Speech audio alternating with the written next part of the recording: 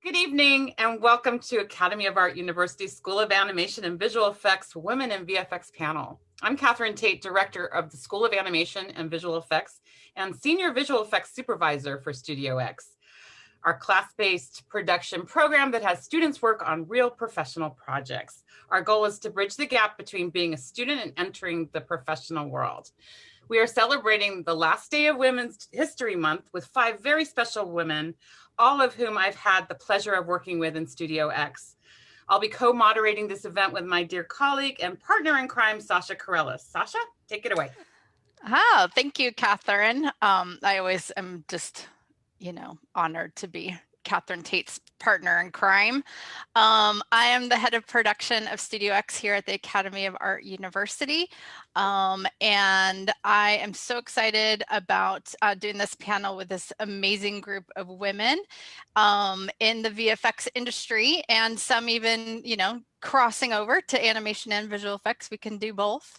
I'm just excited to hear from these beautiful women and hear where their stories are and how they got to where they are. So the next thing we want to do is just have the panel introduce themselves. So since on my grid, Melina, would you like to kick us off? Definitely. Hi, my name is Melina Cufaro. I work at Lucasfilm Animation as a production assistant in our story department. I am a graduate of class of 2019. And I'm from Sarasota, Florida. Great. Glad to have you. Ryan. Hi, my name is Ryan Bauer. I'm a compositing supervisor at COSA VFX here in LA. I graduated from the MFA program at AAU in 2012, December. Seems like just yesterday. And I'm originally from the Chicago suburbs. Fantastic. Lauren, you're next. Hi, I'm Lauren Ellis. I'm an executive producer with Zoic Studios, executive VFX producer for Zoic Studios. I graduated AAU in 2012 with Ryan, and I'm originally from Alexandria, Virginia. Okay.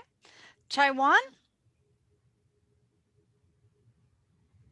Hello, my name is Chaewon Kim. I am look development artist from Disney, and I graduated my MFA majoring in VFX on 2017. Great. Nice to have you, Chaiwan. Jumana, I know you are still in transit. Are you able to introduce yourself? I guess if you guys can hear me okay? Yep. Awesome. Hi everyone, I'm Jumana Shaheen. I'm from Saudi Arabia. I graduated from Academy of Art with my BFA in Animation and Visual Effects in 2015. And now I'm working at Ingenuity Studios in Los Angeles. Great. Thank you, Jumana. Okay, Catherine, do you wanna kick us off with some questions? Okay, I'm going to start by just asking a general question to all of you, and you can answer or not. It's up to you. And you can also ask each other questions. We want to keep it casual. What was your journey from school into the industry, and what kind of took you by surprise? What were you surprised that you felt comfortable with? Tell us about your journey. I can go if no one else wants to go. So the journey, I think graduating in December was something that I knew I wanted to do just because this was, in my mind, it was getting a jump on any jobs that were gonna start to come about in the January spring season. Most people end up graduating in the spring, so I knew graduating in the fall, winter would give me a leg up, and I knew I wanted to go immediately from San Francisco to LA because it was just a bigger market. So for me, it was hitting the ground running immediately. It wasn't Studio X when I was there, but it was 400A. And the project that allowed me to go was actually Fruitvale Station, Catherine, if you remember that. I'm sure you do. And that was the one where I made enough connections to catapult me to LA, and I was able to meet more people and I got linked up with USC from there. Ryan, I think you got linked up with USC at some point. Yeah. Yeah, and it was all based around that real world project, Fruitvale Station. And just through that networking and the process of, well, not really process, I guess I was just going around LA, meeting everybody I could meet with every studio that would listen to me, taking those skills from 400A and those projects that we worked on in 400A to show that I wasn't just coming into the industry with no experience whatsoever, that we did have a leg up on other schools that didn't work on those kinds of projects. And eventually that turned into my first set of gigs. So I didn't feel like it was incredibly taxing to get my foot in the door, specifically because of 400A.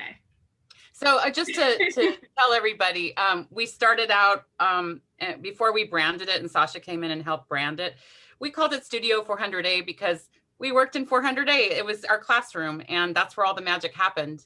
And since then we've expanded the program to cover animation and modeling and all the other pipeline steps of visual effects and animation. So just to let you know, it's really the same thing. It's just more formal now because we've grown and Sasha has helped basically manage it and I just wanted to mention that. So 400A really is Studio X. Studio X is really Studio 400A. It's just a branding that we wanted to come up with to kind of cover other classrooms and other areas of the pipeline. Yeah. Keep going. Lauren, I love that you mentioned Fruitvale Station because that's the one thing that we've always that's always brought up as one of our our big oh well yeah, Fruitvale Station, Ryan Coogler. And that was just the big thing of, okay, cool. Well, I guess I'm in the right place getting into here. It's 2017, I think, is when I first started. And I was assigned to one of the most toughest producers to mentor me. Sasha was like, all right, you're getting this person. And going from there, I love that you're saying how they give you the skills to be more than an entry-level position. Definitely it was huge help getting into the industry. Mm-hmm. Yeah, I mean, I'll kind of echo that sentiment a bit. The first job I got right after finishing in December, kind of like Lauren, I wanted to just get out and get work. So I just tried to finish that degree as fast as I could. And then, so at Stereo D was my first job. And then I was all nervous, I was green and I felt so new and inexperienced to the industry. But after I kind of got settled in, I found that I had the skills that I needed to do the job. And there were veterans there that have been there, working there for years before. And, I didn't have any trouble keeping up. So it was just a seamless transition right into the industry. I think about that a lot. I think it was specifically because we were working on real world projects in that classroom. I think I don't know that there were any surprises, Catherine, when I got into the industry, other than I was surprised at how well 400A mimicked what it was going to be like. Did you feel that anything caught you by surprise or that the pace was different or? No, I didn't feel that way. We've slowed down the pace a little bit now that we have Sasha in the house. We've basically, it was a little crazy. But I think part of it too, I think as students, we were just really hungry. And so a lot of the pace was self-inflicted. I don't know if you agree with that, Ryan. I think a lot of it was we were inflicting this on ourselves. We were staying up super late. Maybe we didn't have to, I don't know, but we did it. And I think that part didn't surprise me. I think if anything, it was just always being the youngest or you're just different from everyone else. But in terms of the work, no, I didn't feel incredibly unprepared by it. I think having the deadlines and the external importance of completing it, it's not just oh, you got a C instead of a B or an A. It's this is going to be viewed by a public, so you really want to put your best self forward. I agree with that because it's ultimately that was the one thing, since as a producer I didn't have a lot externally to share other than a personality and a go-getter attitude, but that was the one thing that I like to focus on when I was in Studio X is what is my artist doing the best they can do? Are they doing maybe too much? Is there a way to reel back to focus on? And those are the type of things that I want to say that I didn't expect going into the industry, but I already had the skills because of Studio X being able to go in and know what to check for and look for and ask. Well, and I think too, already having the exposure and the time to work with a team of artists and work with other people instead of just going to a classroom, working on your own project by yourself in your apartment or dorm room or wherever you were, and then just submitting it like in a bubble. Like having that necessity to collaborate with other people prepares you for being able to collaborate when you get into your actual job, because very rarely are you actually just plugged into your own machine and working. You have to work with supervisors or colleagues and so on. It's, it's very collaborative. Yeah. And I mean, I'll even add that we even had client interaction. I mean, unless you're in certain roles, you might not, as an artist, have to sit with the director giving you notes on your shots, but we absolutely were doing that in that classroom. And so you were learning client interaction and real time, addressing of notes. So there was just a lot, shout out to Studio 400A, Studio X, because there was just a lot that it prepared us for that I see folks from other schools come in and I've, had to interview them, and they just don't have that same kind of experience when they're coming in. So this is not an ad, but it's worth it. Well, and I think in addition to everything that Lauren said, is that having that experience working with other people, sorry, losing my train of thought, but it's you get used to talking with others and learning about new things that you didn't know that they knew and sharing tips and tricks. You learn kind of what your strengths are and maybe what your weaknesses are. And you can always lean into your strengths so that you shine, but then simultaneously you should improve your weaknesses and meet those people that you think would be able to help you, learn new things or guide you somehow. Yeah, I have to credit Catherine actually for getting into the industry. She's actually the one who helped me get my first industry-related job at a post-production house in the San Francisco, which was an incredibly small house, and they needed one client service representative. Did not know anything about what that meant. I was like, sure, I'll apply. And my interview process, they mentioned oh, you know somebody great. Can you answer these questions? Can you do all these things? Which client service representative essentially is somebody who preps the house for clients to come in, gets coffee, gets meals, makes sure everything's well stocked, does some tracking. I got to do bidding work because I was loitering around when they would and ask questions and happened to learn how to bid a bit, and that was my first industry position in school. Though I was still 2 semesters left from graduating at that point, so it was Studio X helped me figure out how to juggle a full-time position, 5 classes, and any extra studio time I could sit and loiter around with I possibly could. Taiwan, what was your experience coming from the academy and then going into the job? Yeah, I mean, after I got the job, it was pretty similar experience as every other panelist here. But right after graduating, my dream was always working in an animation studio. So I applied to every studio I know in the US, and then I got rejected from every single one of them. And then I got a job offer from one of the VFX house. So I started working there, and really the biggest thing I noticed was how similar it was with the Studio X. I was in Studio X class with Eric a lot because I was a texture artist and a lighting artist. That's Derek Flood, our associate. Yes, Derek Flood. Effects, yeah.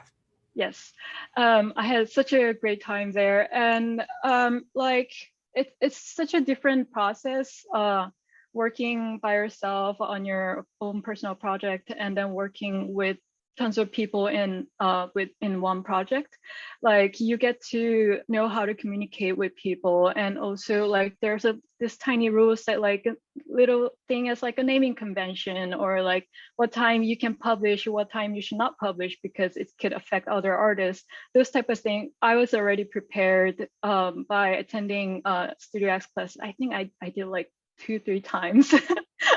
Yeah, so I was all prepared, so that wasn't much of a problem. Only one thing I noticed that I wasn't expecting too much was, before I was only looking for quality of my work. Like quality was the only thing I was going for.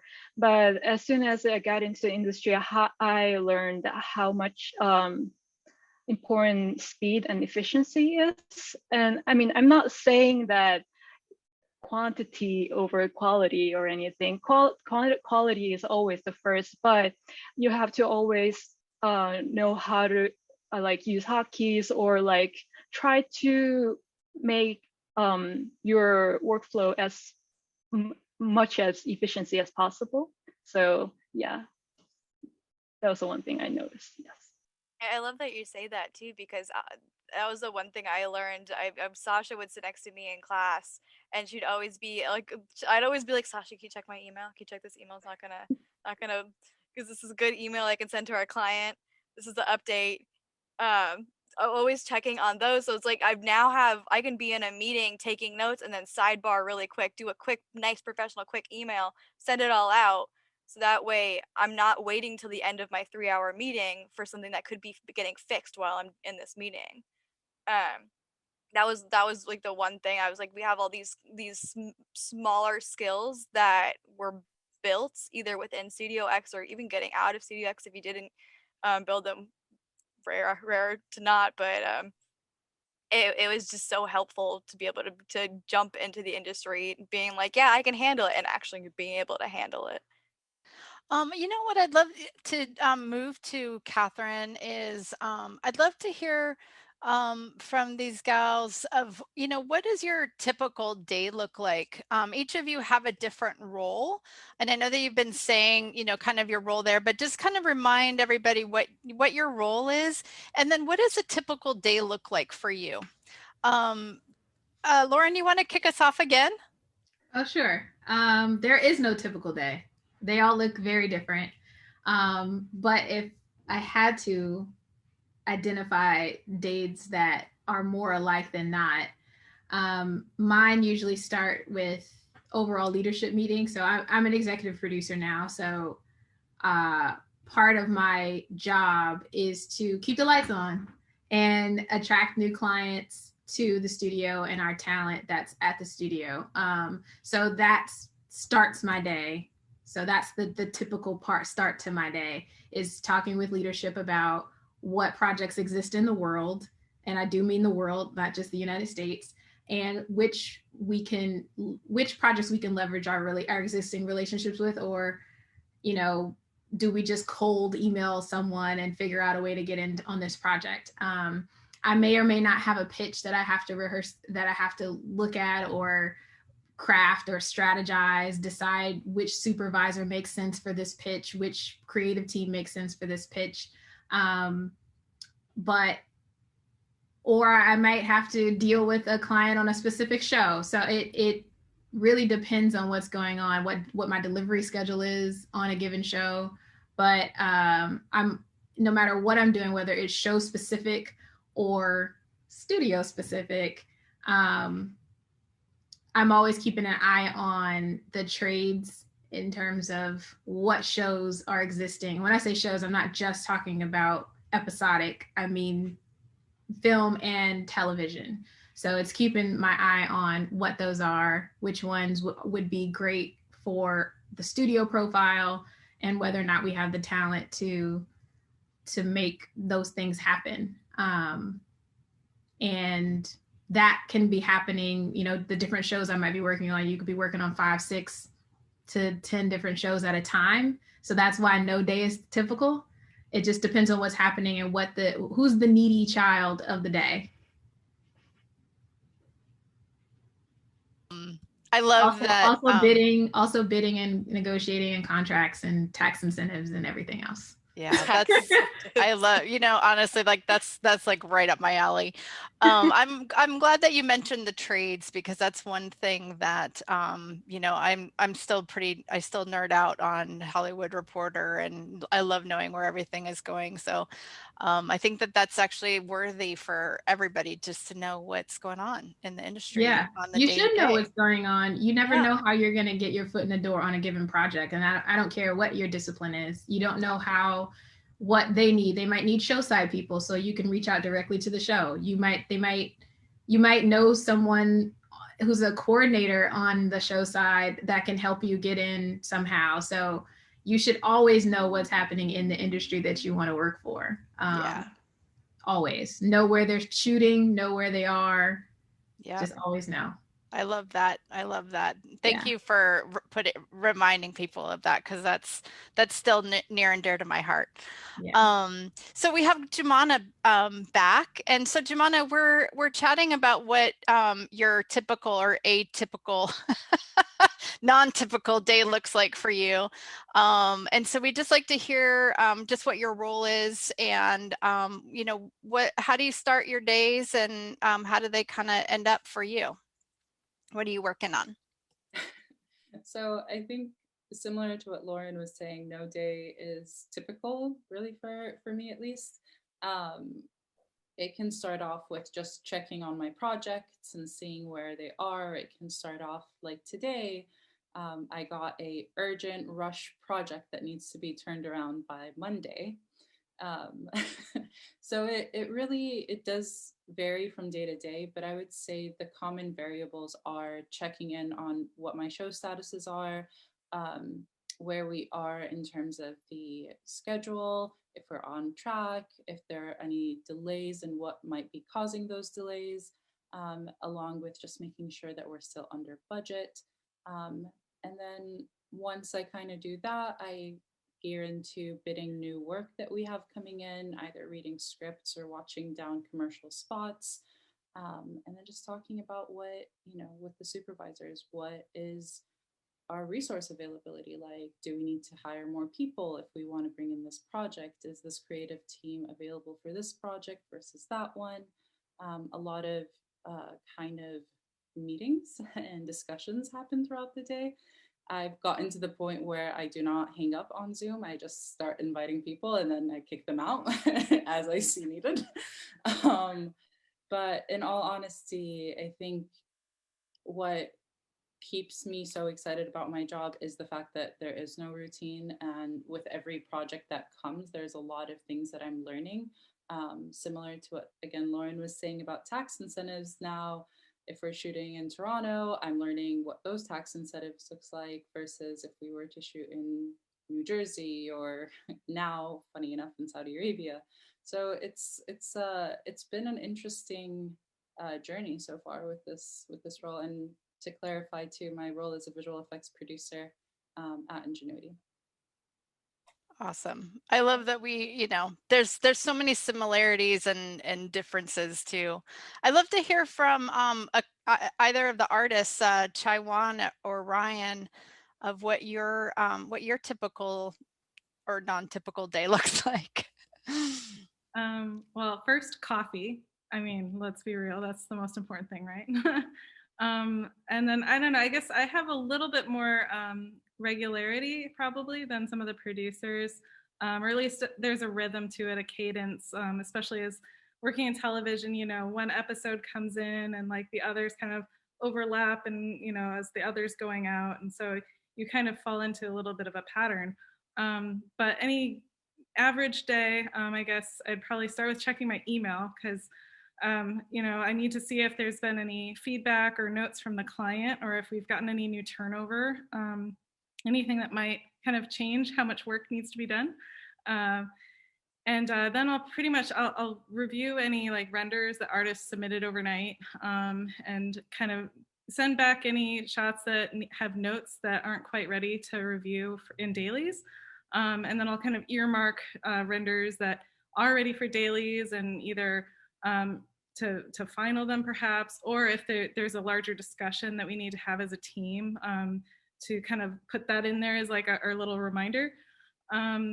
And then after that, basically I have dailies at 10 a.m. So we'll all get on Skype and log on to like our dailies list either through Frame.io, or we have like a Teradici connection to our stations at the studio. So we all kind of have our own little play bar, which is useful if any one person wants to like go back and like be like, wait, what was that?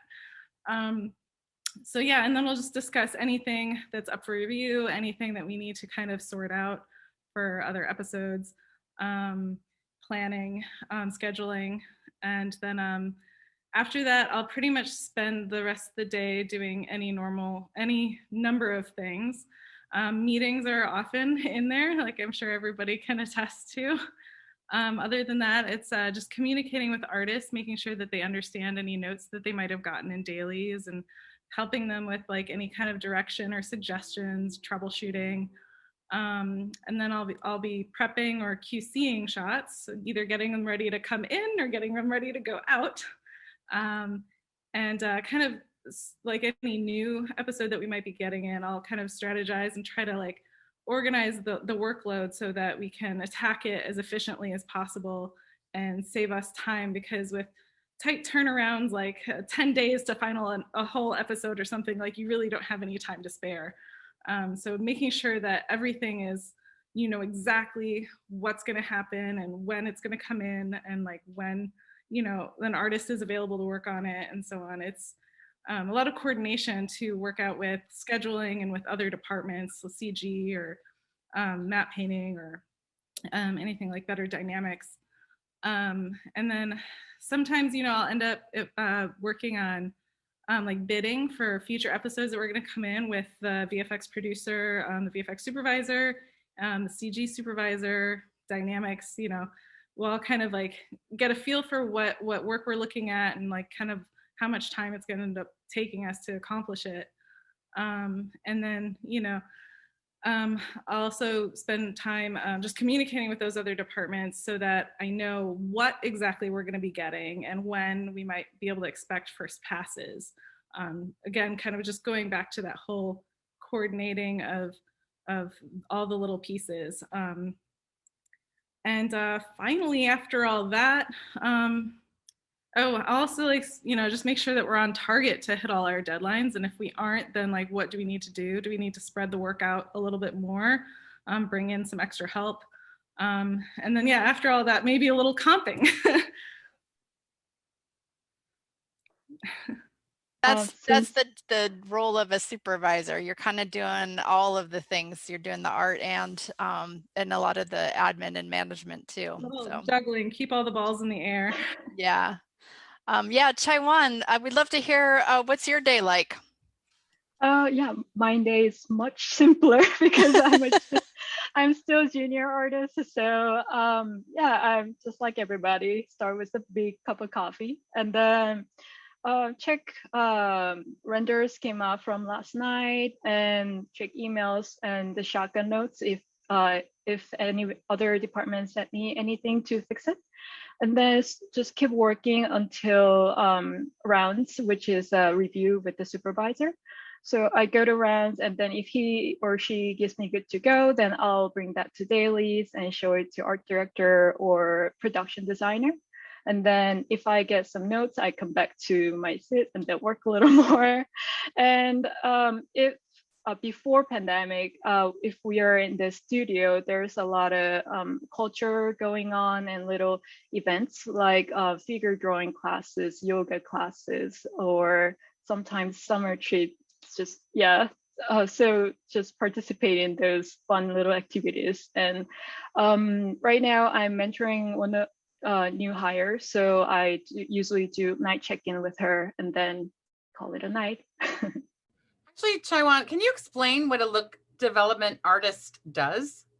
Oh yeah, so look development, the term itself is so different from studio to studio. Some other studios use it for lighting department, but our at Disney, we use it for texture artists and the grooming artists. So we mostly do those works, and it's separated into two different team, environment team and the character team.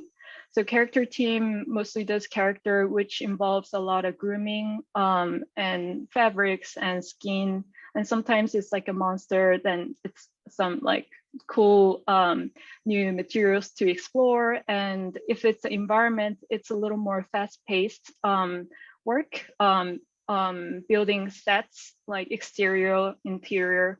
And when you're in the environment team, you're mainly dealing with modeling department and lighting department. So it's always to know, it's always good to know a little bit of the like department near your pipeline. So yeah, try to explore little more, not just study only your major.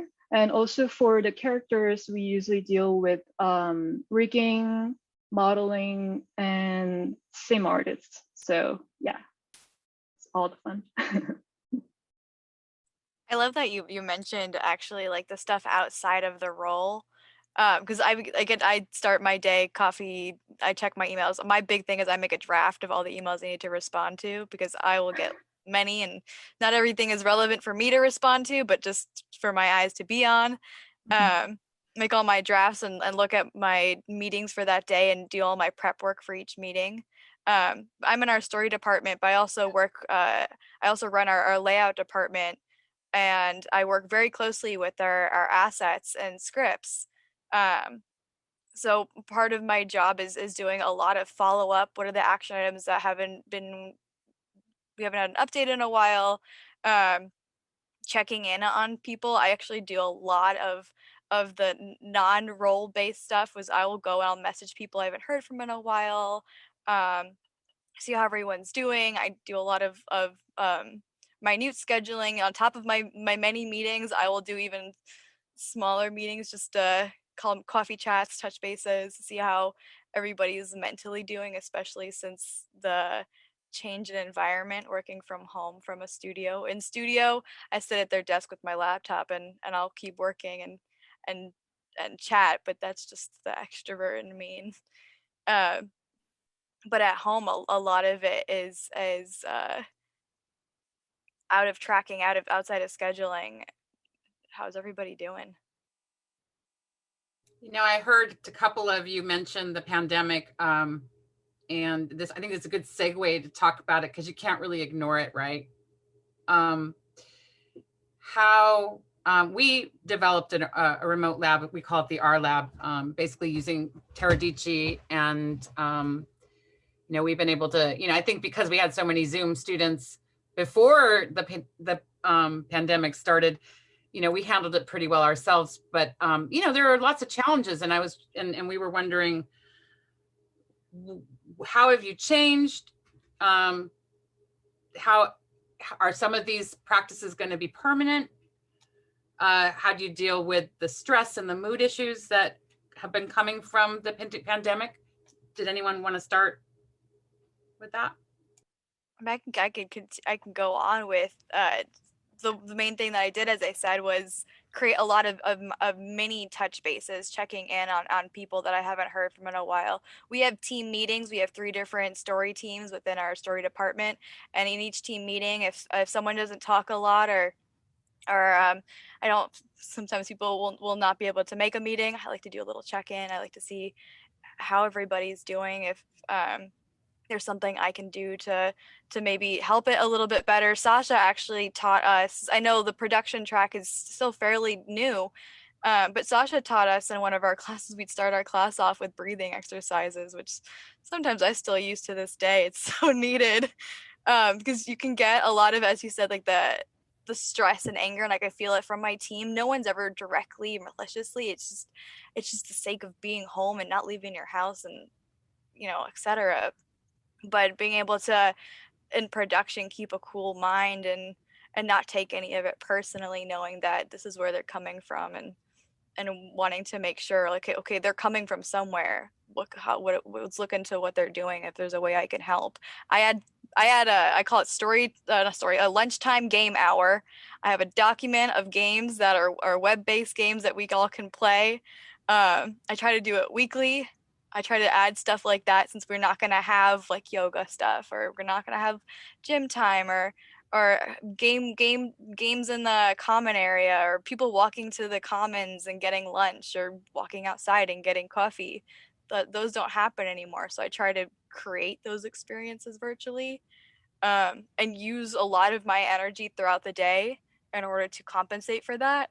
And my production energy is 110%. But as soon as 6 o'clock hits, I leave. I won't answer unless it's needed. I won't answer anything after 6 o'clock, because trying to create that like hard out, like, all right, here's my boundaries. I won't even talk about work. Sometimes I'll get messages from people talking about like, hey, did you see this? And I'm like, I did not. I'll look at it tomorrow. I'm really glad that you mentioned that, because I think that's one of the bigger challenges with the work from home situation, is really maintaining and being cognizant of those boundaries. And like from a supervisor perspective, like once an artist is like off work, like even though their station is just right there, like respect that they're off work. And but the kind of the awareness has to go both ways as well, because artists have to be really tenacious about checking their messages, or making sure that they get alerts, you know, if a text message pops up on their machine. Because if that's really the only way that we can get a hold of you and there's something urgent, like we need to know. Otherwise it's like, oh God, who's got their phone number? Like I need to harass them right now. So yeah, you can't just walk over to their desk and be like, hey, is that, you know, going to be ready to render anytime soon? The out of office calendar gets utilized so much these days. Well, even just like a block on someone's schedule is like not in office, taking a mental break. I'm like, great, me too. What kind of pivots did you guys do at your studios, like in terms of technology, to just kind of, did you guys already have some things in place, or like how difficult was for you to pivot? Just because we've gotten so many of the tools now that are working much better for doing virtual pipeline production. Yeah. Well, go ahead. I was just going to say, we didn't particularly have anything in place already, because a lot of the TPN requirements would kind of like really like iron doors like around the building. Don't let anything get out, you know? So, I have to give kudos to our IT department. Like they got it all up and running in like a weekend. And, we had very little downtime, and it was definitely an adjustment period. Like, oh God, the compression is awful. What do I do? Like calling Spectrum, I need more bandwidth. Give it to me now. So there was, a huge like learning curve to adapt. But kind of once we all settled in, we found new ways to work out dailies. Like I said before, kind of everybody doing their own playback on their own machine, like their own connection to the office, instead of like trying to do screen sharing or something like that is, doesn't work out, because you get so much compression and everything. So I'm kind of losing my train of thought, but I think I largely got there. Yeah, Lauren, what were you going to say? Kudos to Zoic. They had already had an infrastructure that was adaptable to remote lifestyle, especially in the New York and our Vancouver offices. LA was the harder one to get off campus, because it is the headquarters, and it wasn't necessarily built in the same way the other two offices were. But that said, when we got the order down to the wire for LA, we were still able to get everybody in their homes over the weekend, similar to what Ryan is talking about. And we're PC over IP. It took about a week to get through all the kinks, whether that be for your tablets, the feedback loop between your strokes on your tablet and what was actually happening. That took about a week, but we were still delivering shows in that time. So we didn't really have much of a hitch. It was constant work just now at home. In the beginning, there was a lot of you're overworking, because you don't realize how intensely you're working when you're working from home, because you don't have those boundaries just yet. You haven't learned to create them for yourself. So you live where you work where you live. And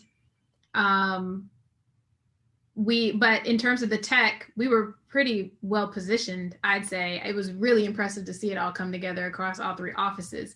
And other than that, we started bringing back what Zoic has done for over a decade, which was virtual production in a very real way, so that we could start to bring back production, like getting back into production, because so many shows had shut down. So then we started, because they were using virtual production, tech and techniques on a show called Once Upon a Time. And it was revamping all of that proprietary tech so that it could be used now during the pandemic. And, right now, virtual production is a huge buzzword. Everybody's, talking about it. Everybody's saying that they're doing it, largely due to The Mandalorian.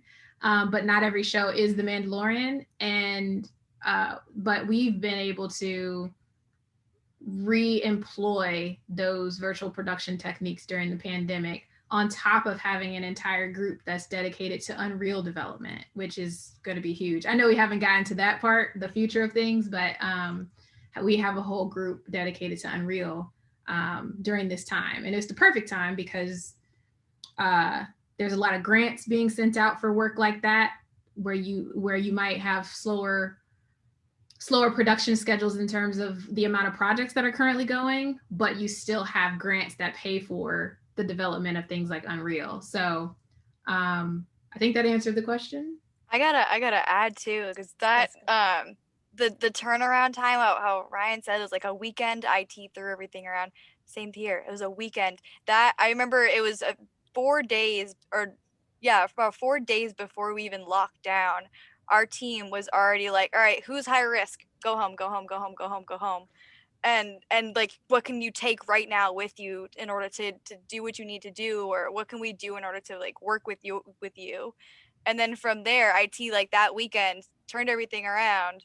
And then our team was already making lists, preparing, seeing how everyone was working at home, see everyone's connections, all of us having higher internet bills because we need the bandwidth, but working with us in order to make it. Our vice president of animation and our associate producers work together. I remember seeing them in our big meeting room, hashing it out, like trying to figure out like how to make it work with big schedules and organization. And it was, every team was so fluid and flawless. And we've proven to the higher ups that virtual, to answer someone's question is, do they think remote work will continue in the future? I'd say yes.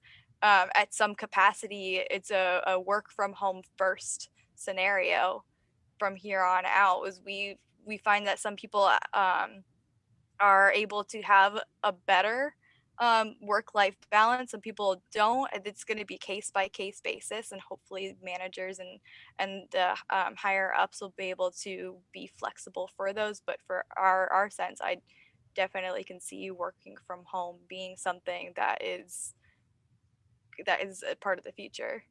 We had Kaylee says that Once Upon a Time inspired her to get into the industry, by the way. And I also want to mention one of our fellow instructors and somebody I used to work with at ILM, compositor Kayla, says, do you think that you will continue to have remote workflows even when the pandemic is in the past? Absolutely. I think so. I think now for visual effects people, once you know you can do something, you never undo it again. Like now that we know that we can, and we've delivered, there's so many things being delivered right now.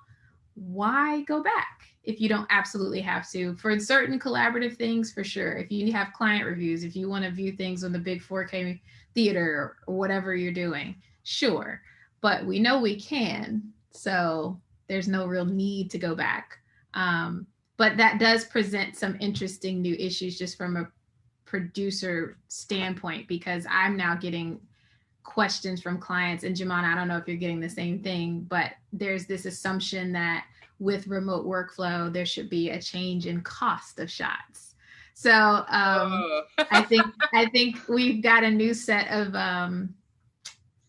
well, it's not really a new set. It's the same issue of we want everything to be cheaper, faster, but now there's the belief that because we're remote, how do we justify the cost if you don't no longer have this, what they perceive as the overhead?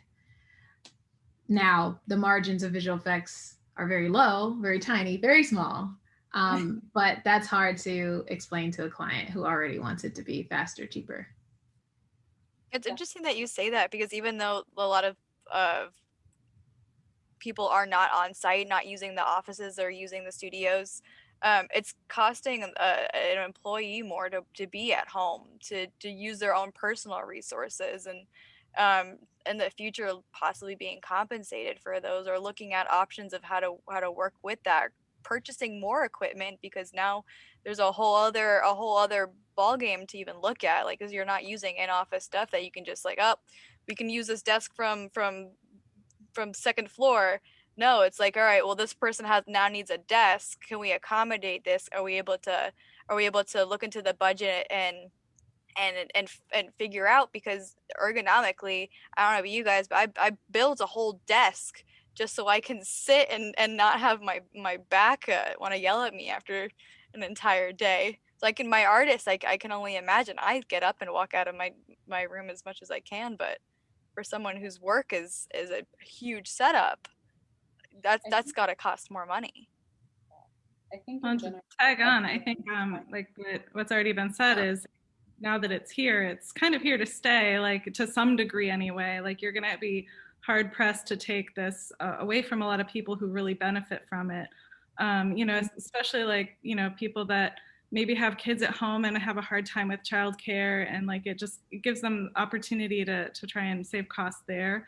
Or artists that, you know, maybe like they'd rather move out a little bit further away from the city and be able to actually afford a nicer place, instead of like maybe a smaller thing in the city.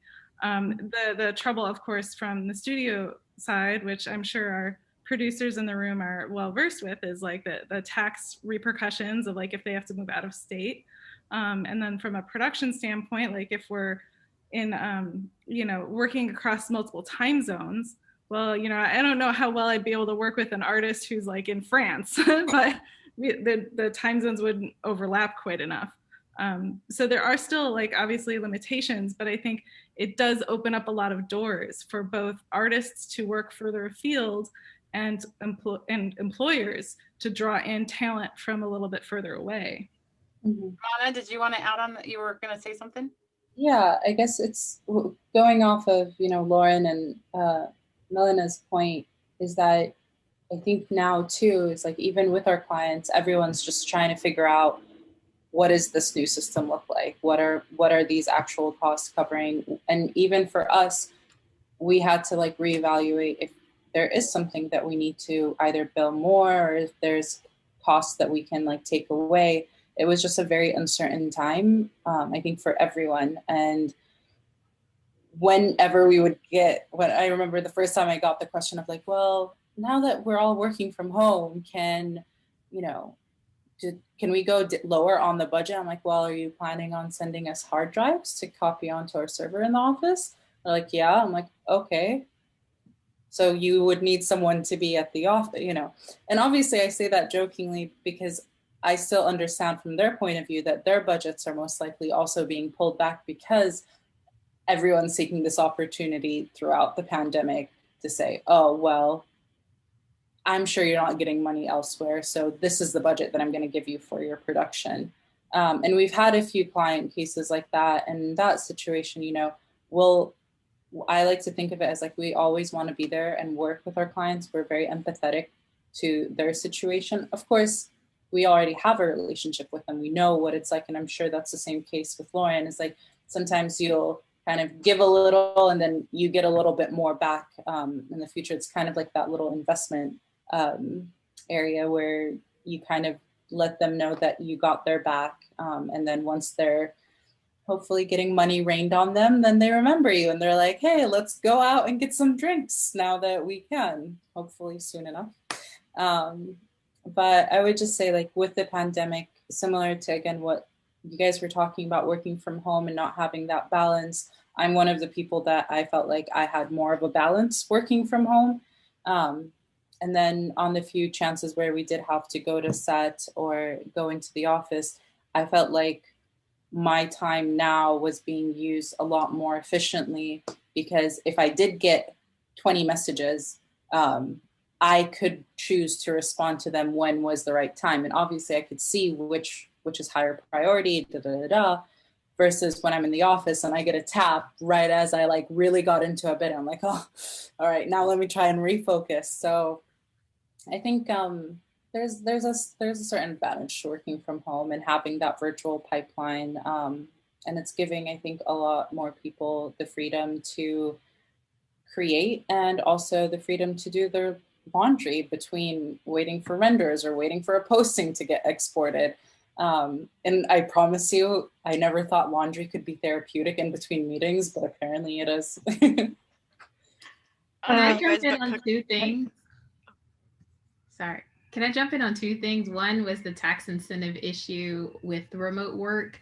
And I feel like there's a huge opportunity for the film industry if it came together, that is, to influence government across the board to adjust their tax incentive policies.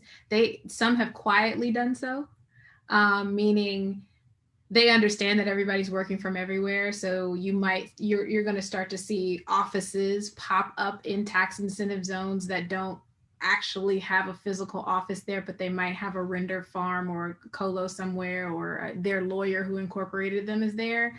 But I think that there's an opportunity to influence the relaxation of what tax incentives look like across the board, if we're able to come together and put pressure on that, because there's a lot of territories that don't like the tax incentive, but there's also a lot of them that do, and they remove jobs from several areas that have a lesser competitive tax incentive. So I think there is that muddiness. We're going to see what ends up happening when everybody has to turn in their paperwork at the end of for 2020 to see what happened, to see where people were actually working, but claiming New York tax incentives, Toronto tax incentives, Vancouver tax incentives. We'll see how that all pans out and who gets audited.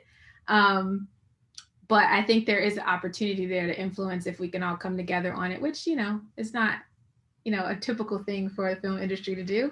Maybe you have access to more talent. Maybe you have access to more talent, right? Actually, wanting to add to that is we have like employee resource groups, and that's the one thing that we love to talk about in our resource groups is that talent, access to talent from everywhere, access to talent who don't have the experiences of flying out and living in an expensive city like Studio X, or what the Studio X was able to give our students was the opportunity to be remoted into our dailies.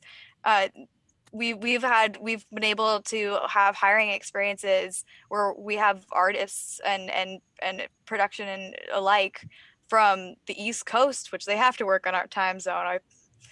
For them to be up that late, but it's the fact that we're able to give opportunities for people who might not financially be able to support it, and specifically looking at minority groups and looking at different demographics. It's just something that I think and hope and wish the industry would take such a big advantage of this, because there's so much talent out there that might not even be accessed that you don't even know about. Yeah. The other thing before I lose it is the pullback, financial pullback of it's really hard right now because I do feel like we have an opportunity in visual effects, because I think we were always in this tug and pull financially with clients to comply with whatever it is they're going to give, right? And I think more than ever, maybe not more than ever, but more than ever since a while ago, I think visual effects has an opportunity to stop that pullback from being as intense as it has been, right? Because they need us now more than they have before. Mm-hmm. And they will continue to, as long as we keep pressuring use of Unreal, use of virtual production techniques, and all of these other things. Our jobs are going to be that much more required for everything that you're watching. We're already required for everything you're watching, but it's going to be even more so. And so the idea that here's what you're going to get, you're not going to get no more than that, shouldn't really stand anymore as strongly as it has in the past. And I think the pandemic should position us a bit better than to keep cutting and undercutting each other, even as studios, to get the work when really what we do is required for what they need, right? Mm-hmm. So I just wanted to add that 2 cents in there. I love that. It's funny because at the beginning of the pandemic, you know, when we were still sorting out like what is happening, but the amount of jobs that we've gotten and the amount of emails and requests of, we finished filming, but we couldn't get this scene. Do you guys think you can help us with putting these people in the same environment? And I think a lot of filmmakers and directors and producers got to see the value of visual effects apart from the side of like, you know, screen comps or driving comps, or even like putting, you know, developing an entirely new environment. I think people started to see it more as a tool that they have access to help them with their productions.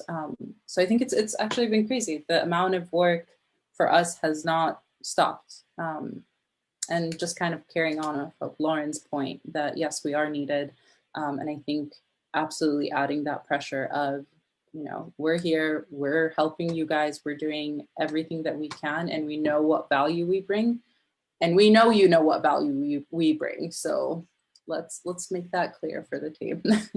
Chaiwan, I'm actually kind of curious because you're in another facet of Disney, and I know with Disney Plus ramping up within the past couple of years that I'm kind of curious on your take too, because Disney seems to be handling this, and like since we're such a big part of the industry and keep expanding somehow, I'm kind of curious on your end of the road. Yeah. I mean, before mentioning about the Disney, I also wanted to talk about from more of a junior artist perspective about this pandemic, because especially for our department, look development, texture artists, lighting artists, our technology keeps evolving. So we need to keep learning new stuff every day. And I actually miss being in studio because when I'm in studio, I can learn so much things from my coworkers very casual way. Like I'm just go visiting my friends in other office and having a coffee with him, and then I just turn around as another artist is working on some cool stuff that I don't know how to make it, then I can just go to them and then I can just ask, how did you do it? Can you show me? Or if I have some problem with my scene, I can just go to my supervisor and ask like, how can I fix this? It's such an easy and casual way of learning. And I really miss that part. And even just like meeting people in a hallway, have a little chat about the show, or just like seeing other people's work really casually. I just miss all of that. And going back to Disney. So yeah, because we have so many Disney Plus contents needs to be made. We've been hiring so many new artists at the studio, and we're actually not sure how to fit all those new hires at the studio right now. But yeah, it's going really well. And like there's a lot of cool new series that we're working on that I can't wait to share with. But yeah, I can't really mention anything here. So yeah, I'm sure like in a few months they're gonna announce it. So yeah, just stay tuned. I can plug ours because our third trailer came out, or second. I can't even keep track anymore, but we've been working on an incredible series that if you guys, May the 4th is when it comes out for the Bad Batch. But guys, really check that one out. It's for someone who's a Disney fan going into a Star Wars world. I'm pretty excited. So we wanted to just kind of do one more question for the group, and then I know that there's a lot of questions from the attendees, but I really would like to go into what do you see as the future of visual effects? What's new coming up technology wise, creativity wise? Where do you see our industry going in the next 5 to 10 years? Lauren, I know you were, you want to talk a little bit about Unreal, which I think is really important. So if you want to kick us off. Yeah, I mean, we're developing pretty heavily our team and our pipeline to Unreal Engine, and are seeing incredible results in terms of how quickly in real time pre-visualization, post-viz, and in, you know, while we're on set and need to show real-time composites to the directors. So I think Unreal is the present and the future, especially in series.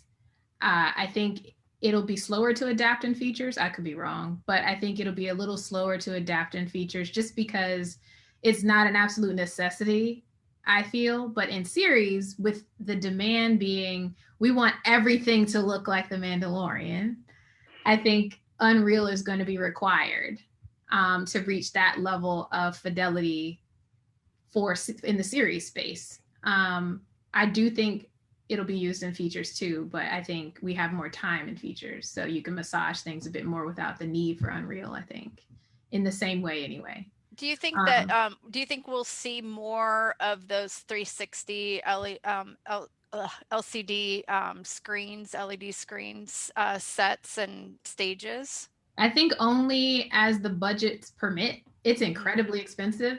And a lot of people don't realize that. You really do have to have the budget for it. And the vast majority of projects that are created don't require it.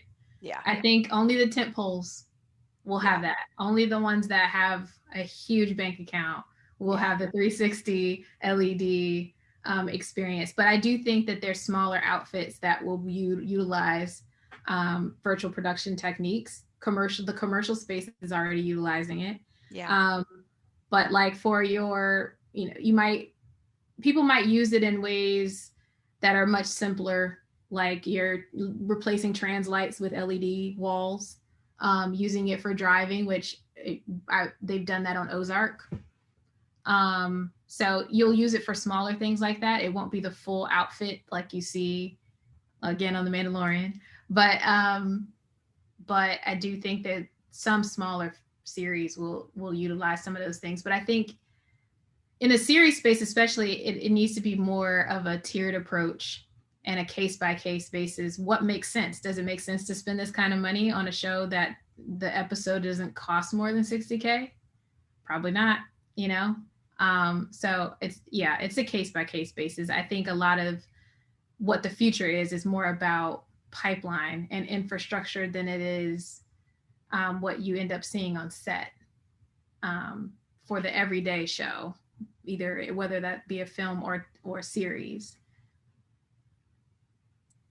Yeah, I like to add to that because pipeline and internally is, I find, actually where we're doing a lot of our changes, which is just, is there a way that we can take the time now in order to make it a more efficient process? Like, can we look back and check how our communication with each department is working? What's a consistent snag?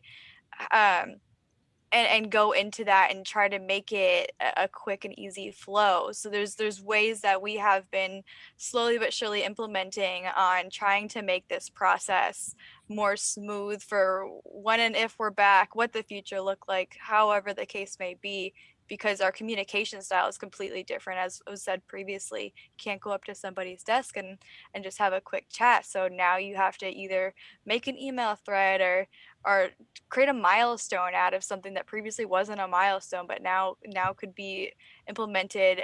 Since I work episodically, we think in episodic sense. Okay, now after a review session, maybe we start to touch base with our asset department again and revisit these cost factors, revisit is this going to be used, because our story team is now using a different camera and you won't even see the back of it. Let's look at it like a movie set.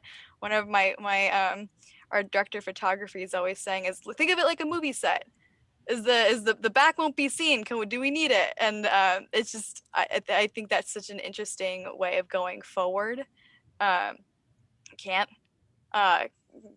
speak for other studios, but I do find that this is the time that, while all these other changes are being made, let's look internally too on how we can change. Any other thoughts on the future of visual effects? I think just to quickly add to that point, in addition to, relooking the pipeline internally and previs and all of that, even I think now post or during the pandemic, not post, but hopefully soon, there are new revenues of content, right? Like, for example, there have been a lot more people that have been putting up specific content for TikTok, or what has now started the NFTs. So I think for visual effects, besides its current pipeline and developing that, there are now different revenue streams that we can even consider and look at that have developed because there have been so many people at home all day long that want content all the time. So I think we've got like a lot of things to learn and a lot of things to help develop and grow. I know the buzzword of the last 2 weeks is the NFTs. Even Saturday Night Live already did a skit on it, so it's like we know it's hot, which I think is cool. I think we're going to move on to some questions from I think we're ready. Are you ready? I have some questions for you. Yeah. There's a question from Karina. So this is a nice one you might expect, but it's a good one. What advice would you give to current students, we have a lot in the chat, that you wish you had known? I want to go with this one. I wish I did an internship. I wish I pursued more work while in school. On top of Studio X, which gives you incredible pipeline knowledge. It's good to have some industry experience on top of that. So when you do graduate, you have not only an incredible reel, but you also have pipeline knowledge working in a live studio where it can really be beneficial. I have a lot of little tidbits that I think I could impart, if I might. I think first thing, from my experience, would be, decide first if working around the globe is important to you. If you want to be like working in Singapore and London and Germany and Australia and all over the place, like do that earlier in your career as much as you can, because I think later on you won't even notice it, but you'll start growing roots, and you'll want to be like, oh, I really like working at this place, so I guess I'm gonna move to this place for good, or just knowing what you want and where you want to go, and taking the steps to follow that plan, I think are really important to have your goals, and then and also learn your worth and be your own advocate, because no one's gonna advocate for you. And if you know like what your strengths are and what you bring to the table, then it will give you the confidence to ask what you're worth, what you deserve. And also communicate with everyone, obviously, but with your superiors, with your bosses. Like if you have goals that you've already figured out, because I just said that, you should make sure that your superiors know, like, hey, I really want to like move up within the company. Like I'm just an artist now, but I want to be a supervisor, or I'm just a coordinator now, but I really want to get into producing. I think the more you communicate that, they'll kind of think of you if an opportunity arises, or they'll find ways to maybe like foster that growth. I think then the last little thing I can think of would be leave your ego at home. Know your worth, but leave your ego at home. Accept any criticism with grace, knowing it's not personal, and ask for help when you struggle. It's not a shame to ask for help.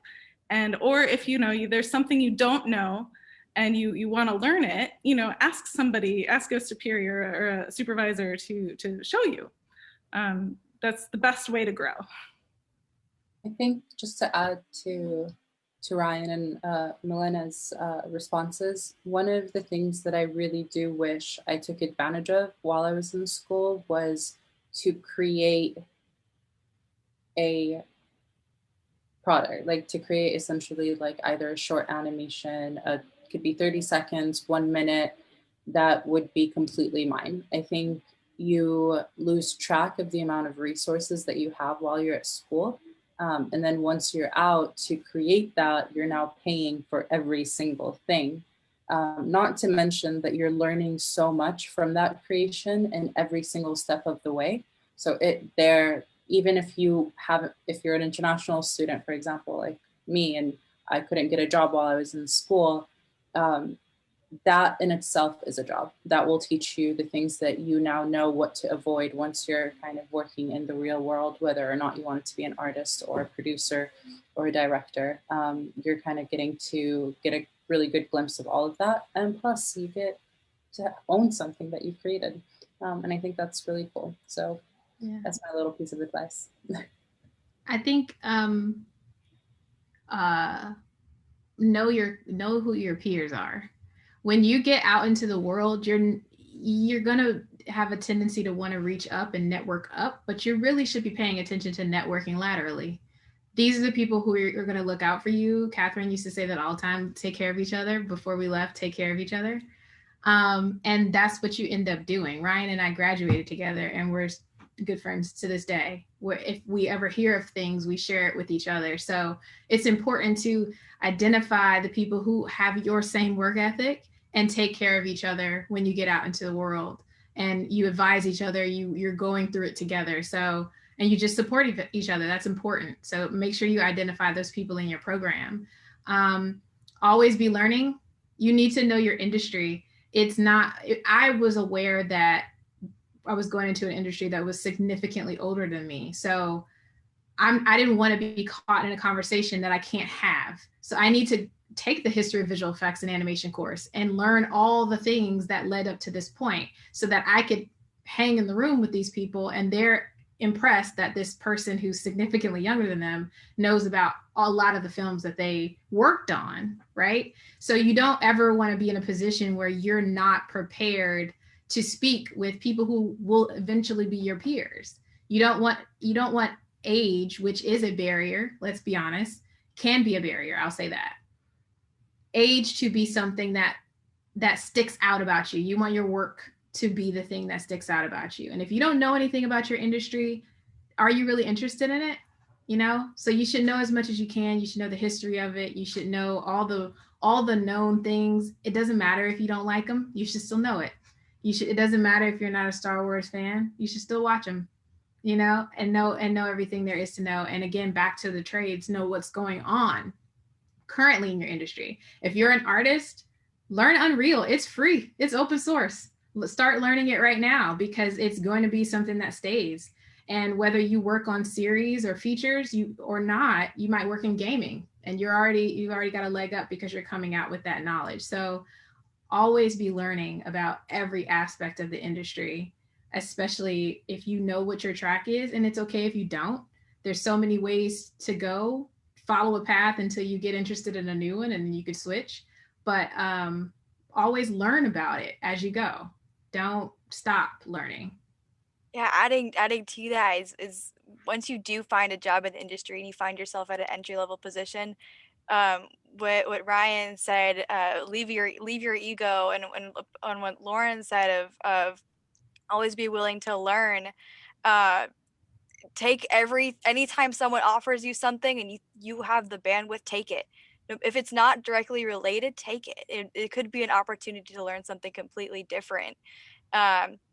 I found that while I was in school, I took as many artist courses as possible, so that way, as a producer, I can understand the dialogue. I find it helpful now when I'm looking at assets and knowing how to type out things like Alembic files, and not writing Olympic like I originally did. And when you finally do get that first job in the industry, trying to find, if you're in production, go to every single department. If you have the time outside of your tasks, go and ask your supervisor, can I sit in on these meetings? Can I sit and learn? Does this coordinator, this producer have the bandwidth to answer my questions? Do you have time to do a touch base? I was pretty interested in your position. Keep trying to pull, this is back to what Lauren was saying, is the learning. Keep trying to pull new information, even if it's scary or you're not sure, and ask the questions.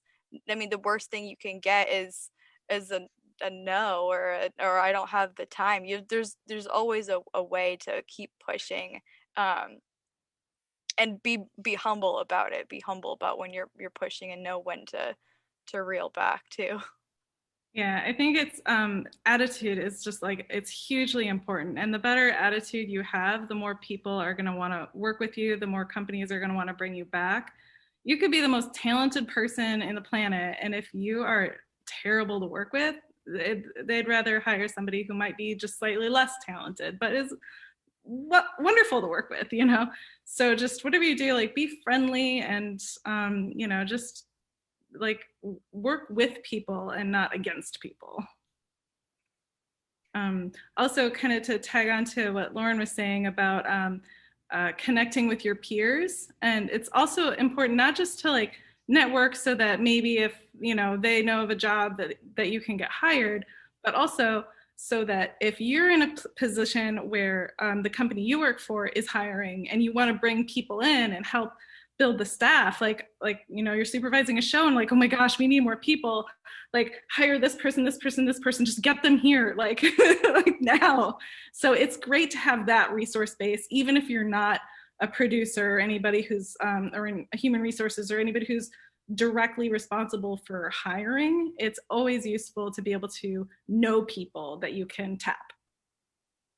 Okay, Will, we got quite a few questions to go through. We do. Great. We have a couple for specific panelists, so we'd like to do a couple of those. This one is from Ingrid and is for Chaiwan, since we were talking about internships earlier.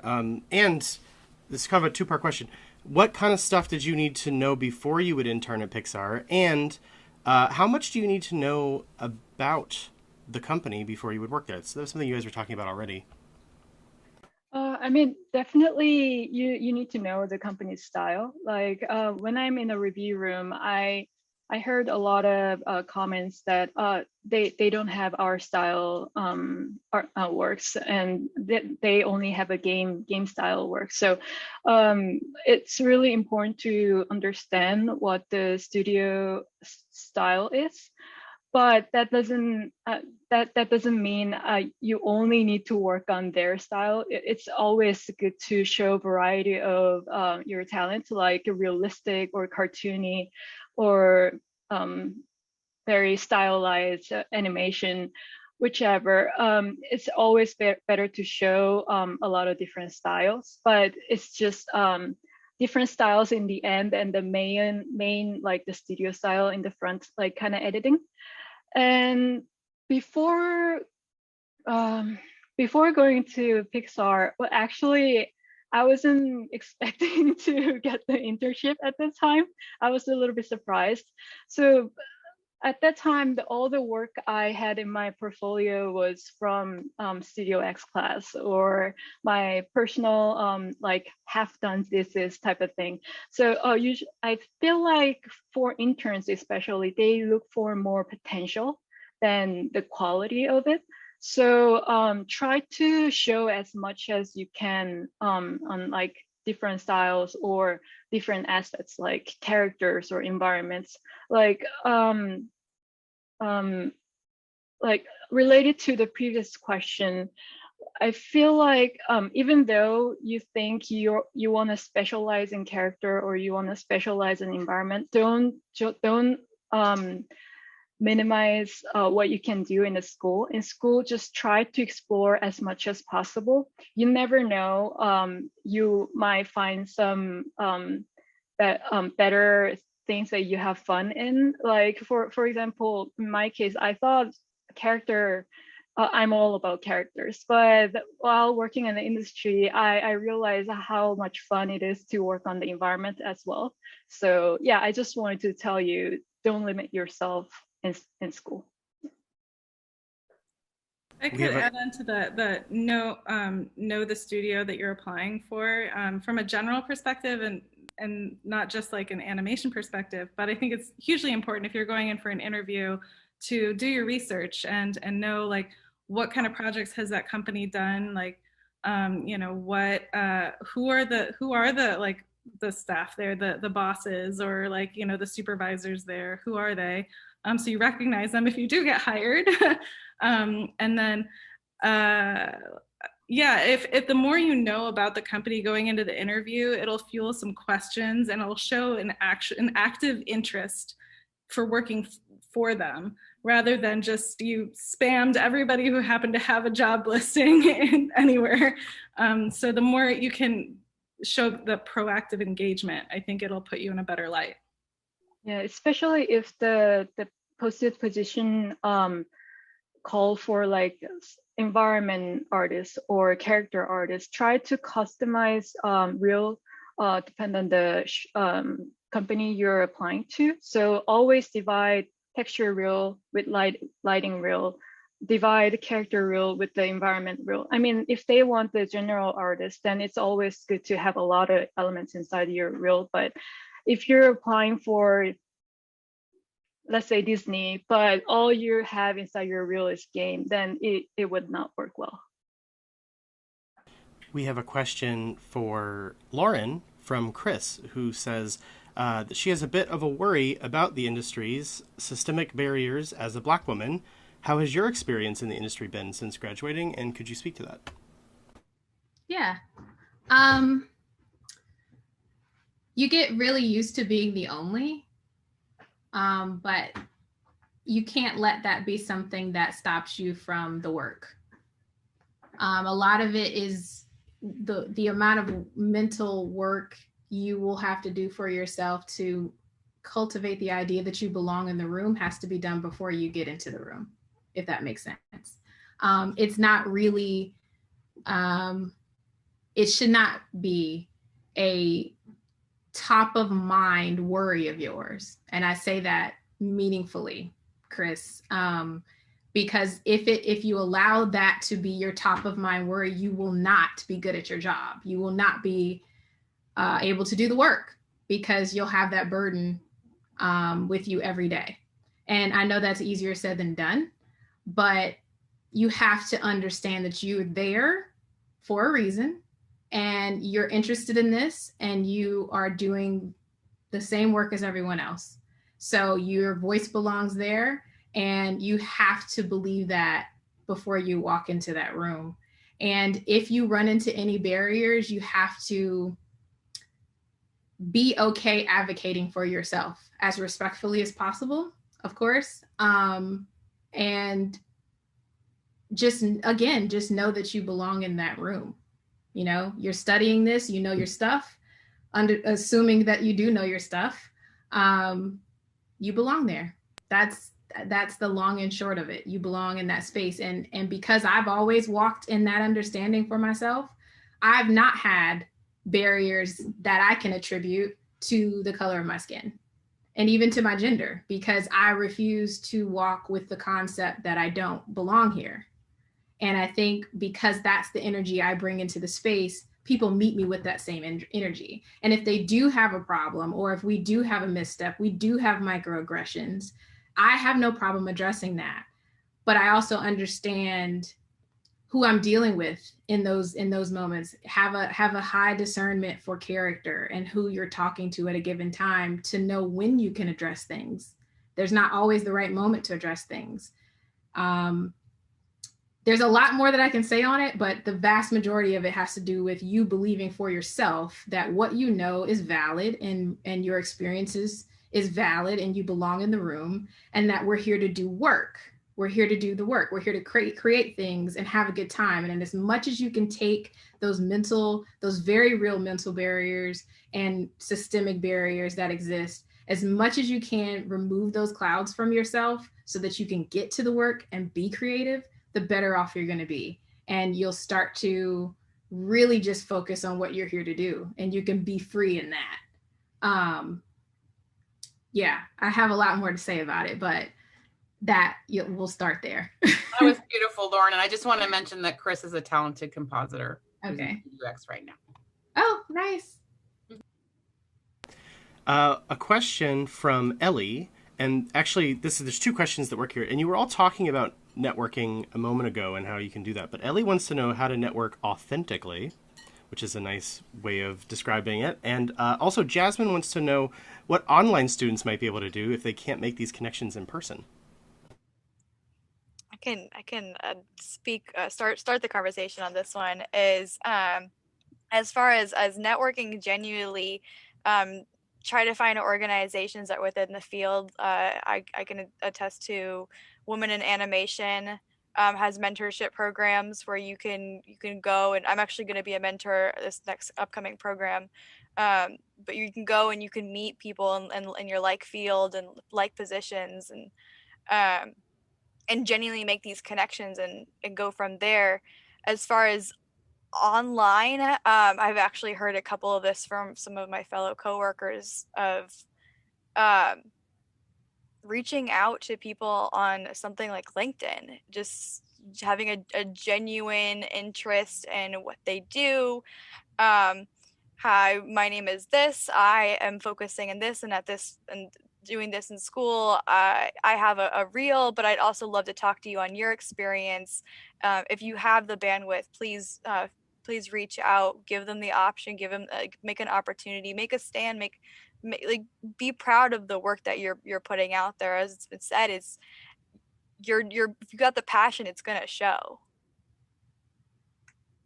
I think that a good segue into connecting with people you're not physically around is to try to find the common ground. One of my first jobs when I left grad school was because the woman went to a college in Florida that most of my family went to. It sounds very strange, but because there was a recognition there, I was able to lead into that conversation and make some sort of common ground.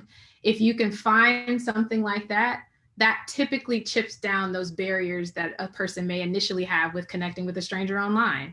It's not easy, but that's part of the work when you can't physically be there. And the only other thing I would say is to try to physically be in those spaces as much as you can, whether those are conferences or whatever it is. Try to physically be in the room with people somehow. I think to speak to the topic of networking authentically, I very much understand this sentiment because I hate feeling like I'm like chatting somebody up because they have a connection. Like I don't like feeling fake. So to that end, I think what helps me is just talking to peers. Like we were saying before, is the more you just make friends with the people around you, like, and not even talking about the industry stuff, like find common hobbies, like, or sports, like, oh, hey, you like skiing, like I love skiing too, like, oh yeah, have you ever been to blah, blah, blah? And it just takes off once you find common interests. And then you just know them as a person rather than as a connection. And as far as like, you know, making that connection to get jobs, like that'll come naturally as you make a network of friends. And you'll be surprised at when you're in school, like, and you make the friends through school, like how quickly like they'll get jobs and they'll get established and they'll have those connections for you to be able to you know, help you out. As far as being remote or online, I'd have to ask if your intent is ultimately to get to a specific city. Like if you currently live in Arizona or whatever, and you want to be in LA or you want to be in Vancouver, my advice would be apply to that city. And then once you get any bites, take it, make that risk. Cause like for me, like, you know, I moved to LA for a job at Stereo D. And I spent a fair amount of time there. But when I wanted to leave and get back into 2D compositing, it was a bit of a risk because, you know, my job at Stereo D was really stable and I had, you know, benefits, whatever, it was great. But I really wanted to go this direction. And so it became a matter of, do I leave something that's a sure thing for something that's a little bit more nebulous? So once I had that first opportunity to go in that direction, I took that risk.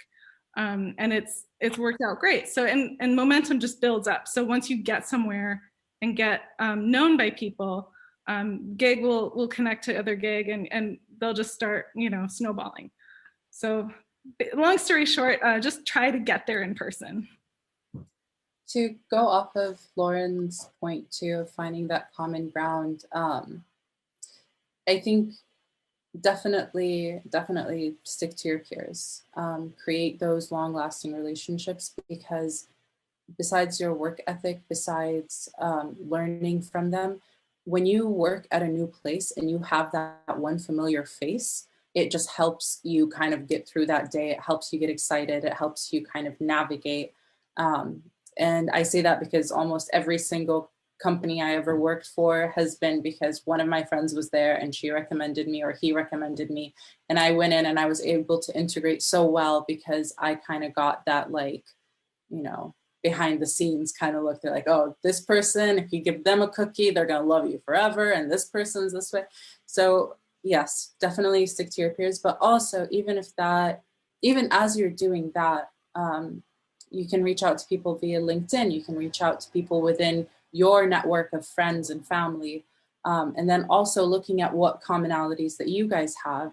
For example, I had a girl reach out to me that graduated also from AAU and went to Studio X. And she said, I'm graduating. I'm worried because my English might not be that strong, but I love the industry and I'm this way and this way and this way. And I got on a call with her. I sent her resume along, and at that time we were hiring and she made it in.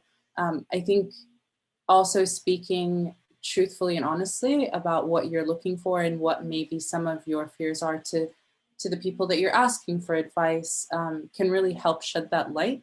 And I know that she kind of knew that, again, because I'm an international student, I had that same fear of, oh my gosh, they're not going to want to hire someone where they're going to have to get them a visa, or they're probably going to not think I speak English properly, or I don't know. So I think finding that commonality, don't be afraid to ask for help. I think we all have that fear. And I think when you ask for it, a lot of things end up working out for you. And it just shows that you're human.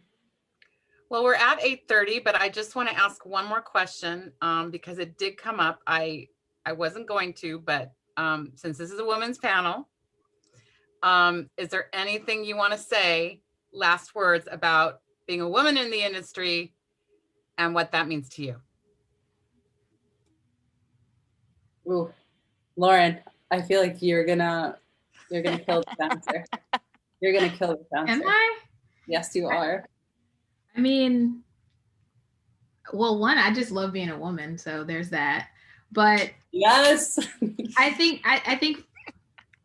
guess on the, I don't know if this is on the positive side, I would love to see more women supervisors, visual effects supervisors. I think that we have a good, strong amount of producers, coordinators, folks who are the puppet masters and all that good stuff. But I would love to see more visual effects supervisors and people who can stay that course. It's a tough one because it is a boys club, but I'd love to see it. And I'm meeting a few here and there, and it's always a treat. There's always this feeling of recognition and support and all that good stuff, but it's very few and far in between. So if you're out there and you're an artist, consider it. Consider going the supervisor route, because and don't count yourself out.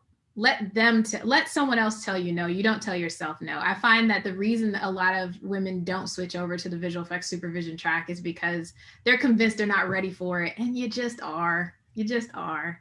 And I've seen so many guys make the leap well before they should have, and sometimes you just have to do it. So I think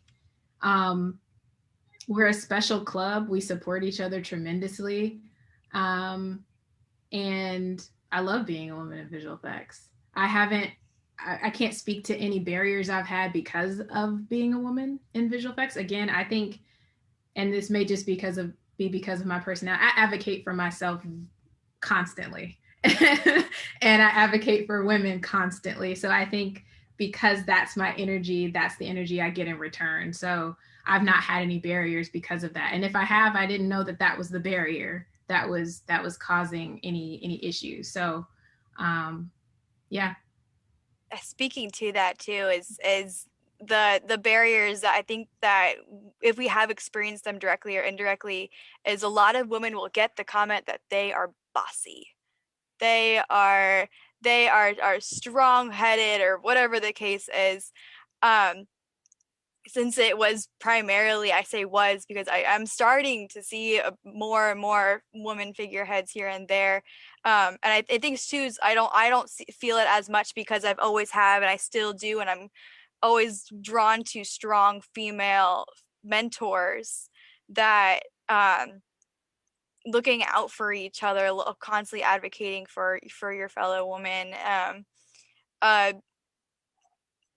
just like striving for your best, advocating for yourself. I love that, Lauren, you say that, because advocating for yourself, I think Ryan also said that at one point too, is such a big indicator, knowing when to advocate for yourself, but knowing your worth, and just because you might be the only female in the room at the time, still making sure that you're a presence to be reckoned with, bringing that strong energy there. And it's not bossy, it's boss lady. Sorry.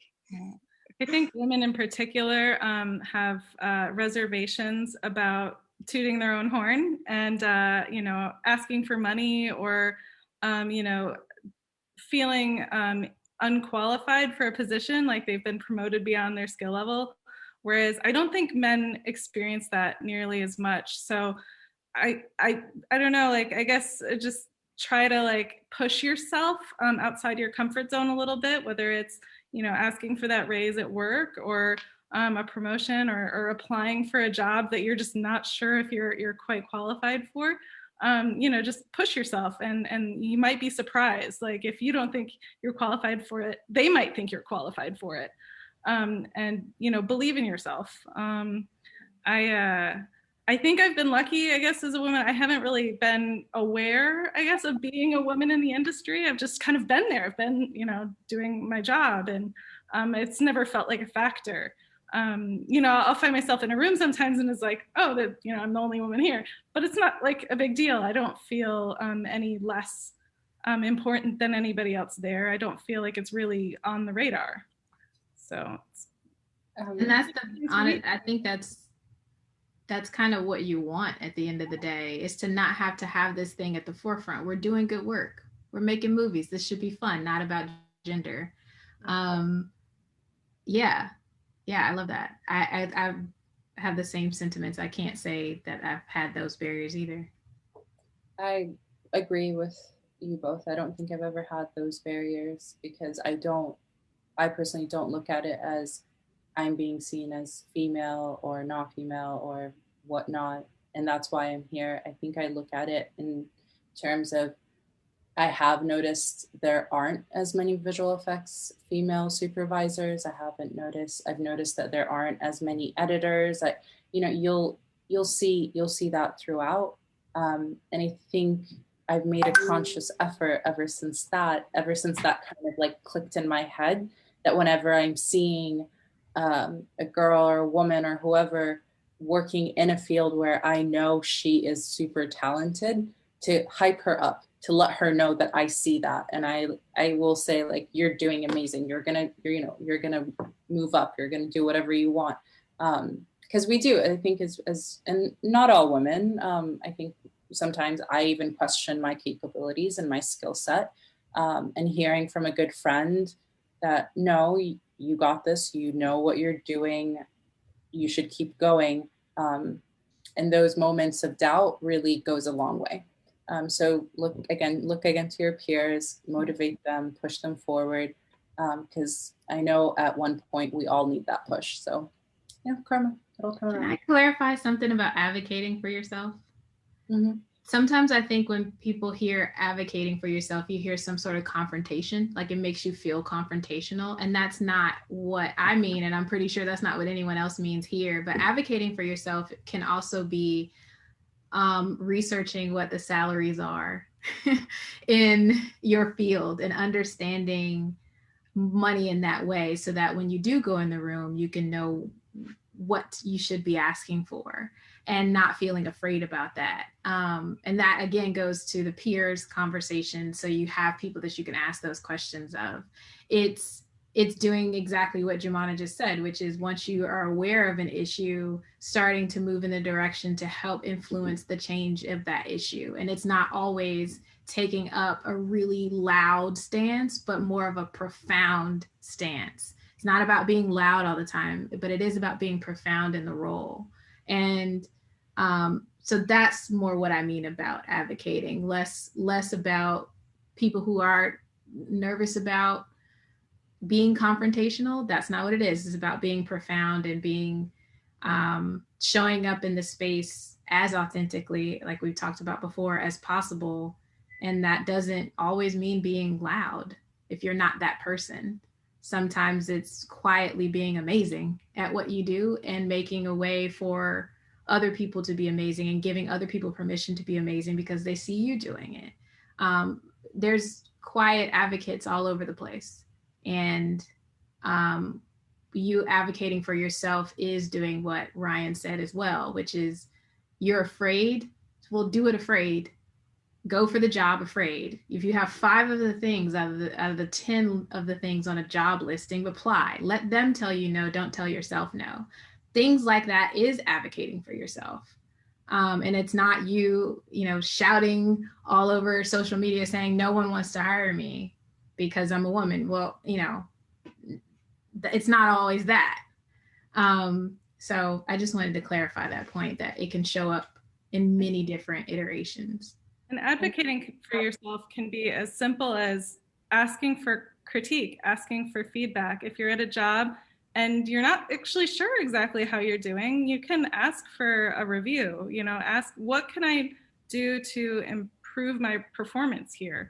And I guarantee you the companies will appreciate that, and they'll value that you want to grow and that you're trying. Yeah, even just taking a simple conversation of hey, I want to learn more. That's another way of advocating for yourself, of taking the step, and as we've been saying, is pushing yourself to be able to ask for more knowledge. Knowledge is power, and that's exactly what this industry is a bunch of knowledge and ever changing. And Taiwan, do you have any final words? And yes, advocating for yourself is really important. I totally agree with that.